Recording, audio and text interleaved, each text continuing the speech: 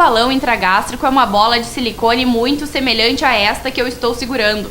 O peso dela varia de 400 a 700 gramas e é colocada no estômago. O Dr. Carlos Eduardo dos Santos dá todas as informações sobre essa técnica. Ele começa falando como o balão age no organismo. Com o objetivo de ocupar o espaço do estômago. E essa ocupação provoca saciedade precoce. Com isso, o paciente ingere menos alimentos e consegue o emagrecimento. Como é que ele é colocado no organismo? Por via endoscópica. O paciente é sedado, não vê nada, não sente nada, também tampouco lembra do procedimento realizado. Quando acorda, está feito. Como é que é essa adaptação? Tem algum sintoma negativo, enfim? Os primeiros dias são um pouco complicados, né? Porque afinal de contas é um corpo estranho volumoso e o estômago sente essa presença, né? E tenta expulsar esse corpo estranho. Então os primeiros 3 dias principalmente tem muita náusea, vômito, podendo ter dor abdominal também. Na média dos pacientes, a partir do 4º dia há uma melhora muito acentuada e provavelmente no 7º dia em diante não sinta mais nada. Colocado nele um líquido azul. Por quê? Porque o líquido utilizado no balão é soro fisiológico. Sem o corante azul, se houver uma perfuração do balão, não teremos como descobrir que houve essa perfuração. Então, com o líquido azul, havendo a perfuração, a urina fica verde. Ele tem um tempo, né? Depois desse tempo ele é retirado, porque ele pode ser colocado de novo. Depois desse período o paciente pode voltar a ter o peso que tinha antes, como é que é? Bom, o balão ele pode ser retirado e recolocado, certo? Não há nenhuma contraindicação. A questão é que o silicone do balão ele tem um prazo de validade, que é de 6 meses. Então, a partir do 6º mês, aumenta muito a probabilidade de infecção por fungos e até mesmo diminuindo a resistência do balão.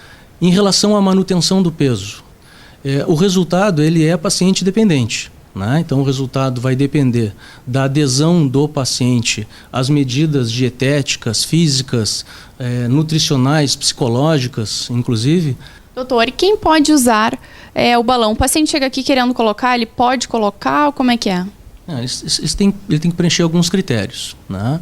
Então, nós temos que fazer alguns exames de sangue.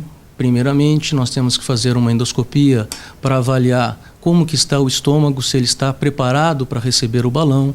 Há algumas contraindicações, pacientes com úlceras gástricas, com varizes de esôfago, distúrbios de coagulação, estômago já operado, esofagite num grau mais avançado, grau C, são contraindicações na colocação do balão.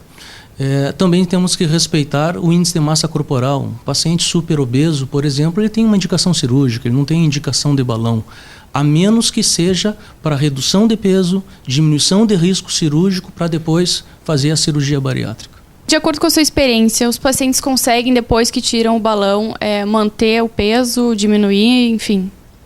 Depende muito da adesão, né? Justamente isso que a gente conversou, a questão nutricional e a questão da atividade física. O que a gente observa é que os pacientes que seguem estas regras básicas conseguem resultados mais duradouros.